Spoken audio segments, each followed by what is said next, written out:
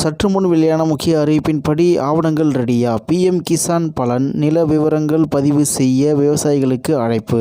செய்தியை முழுமையாக கேட்கறதுக்கு முன்னாடி நம்ம சேனலை சப்ஸ்கிரைப் பண்ணலாம். சப்ஸ்கிரைப் பண்ணிக்கோங்க. மறக்காம பெல் பட்டனை கிளிக் பண்ணிக்கோங்க. அப்போ தான் நம்மளுடைய அப்டேட்டட் நியூஸ் உங்களுக்கு உடனுக்குடன் வந்து சேரும். விவசாயிகள் தங்களது கிராமங்களில் வேளாண் துறை வாயிலாக நடத்தப்படும் முகாம் மற்றும் சேவை மையங்களுக்கு நேரடியாக சென்று தங்களது விவரங்களை அளித்து பயன்பெறுவதற்கான அறிவிப்புகள் அந்தந்த மாவட்டம் சார்பில் வெளியிடப்பட்டு வருகிறது.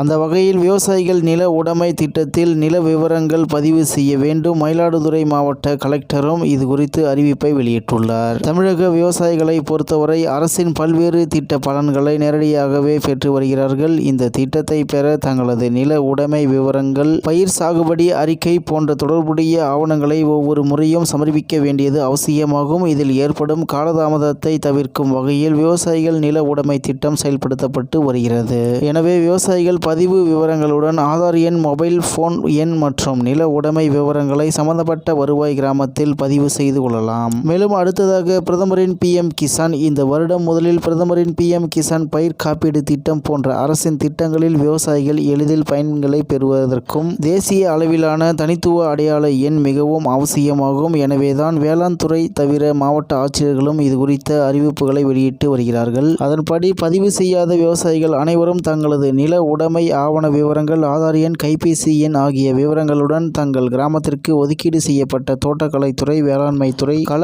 அலுவலர்களை கிராம நிர்வாக அலுவலகத்தில் நேரில் சந்தித்து தங்களது நில உடைமை ஆவண விவரங்களை விடுபாடின்றி வேளாண் அடுக்ககம் திட்டத்தில் இணைக்கும் பணியினை உடன் முடித்துக் கொள்ள வேண்டும் என்று மாவட்ட ஆட்சியர் அறிவுறுத்தியுள்ளார். மேலும் விவசாயிகள் பொது சேவை மையங்களிலும் CSCS சென்று தங்களது நில உடைமை விவரங்களை பதிவு செய்து கொள்ளலாம். விவசாயிகளின் அனைத்து ஆவணங்களும் இணைக்கப்பட்ட பின்னர் ஒருங்கிணைக்கப்பட்ட ஆதார் எண் போன்ற தனித்துவமான தேசிய அளவிலான அடையாள எண் ஒவ்வொரு விவசாயிக்கும் ஏற்படுத்தப்படும். மேற்படி திட்டத்தில் இணைந்தால் மட்டுமே பிரதம மந்திரி கௌரவ நிதி திட்டத்தின் அதாவது பிஎம் கிசான் கீழ் நிதி உதவி பெறும் விவசாயிகள் தடையின்றி திட்ட பயன்களை தொடர்ந்து பெற முடியும். அடுத்த தவணை தொகை இதில் இணைந்து பதிவு செய்த விவசாயிகளுக்கு மட்டுமே வழங்கப்படும். அதன்படி பிரதம மந்திரி கௌரவ நிதி திட்டம் 2025 முதல் 2026 நிதியாண்டு முதல் பிரதம மந்திரி கௌரவ நிதி திட்டம் அதாவது பிஎம் கிசான் பயிர் காப்பீட்டு திட்டம் அதாவது PMFBY போன்ற ஒன்றிய மற்றும் மாநில அரசின் திட்டங்களில் விவசாயிகள் எளிதில் பயன்பெற தேசிய அளவிலான தனித்துவ அடையாள எண் மிகவும் அவசியம் என்பதால் விவசாயிகள் தங்களது கிராமங்களில் ஊராட்சி மன்ற அலுவலகம் அல்லது கிராம நிர்வாக அலுவலகங்களில் வேளாண்மை உழவர் நலத்துறை அலுவலகங்களால் ஜூன் 30 வரை நடத்தப்படும் சிறப்பு முகாம்கள் மற்றும் அருகில் உள்ள பொது சேவை மையங்களுக்கு நேரடியாக சென்று தங்கள் நில உடைமை விவரங்கள், ஆதார், கைபேசி எண் ஆகிய விவரங்களை அளித்து எவ்வித கட்டணமுமின்றி 30/6/2025 தேதிக்குள் இத்திட்டத்தில் பதிவு செய்து பயன்பெறலாம் என்று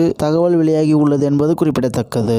இத்துடன் இன்றைய முக்கிய செய்தி நிறைவேறுகிறது. மேலும் இது போன்ற செய்திகளை உடனுக்குடன் தெரிந்து கொள்ள RK நியூஸ் தமிழ்நாடு சேனலுடன் இணைந்திருங்கள். நன்றி, வணக்கம்.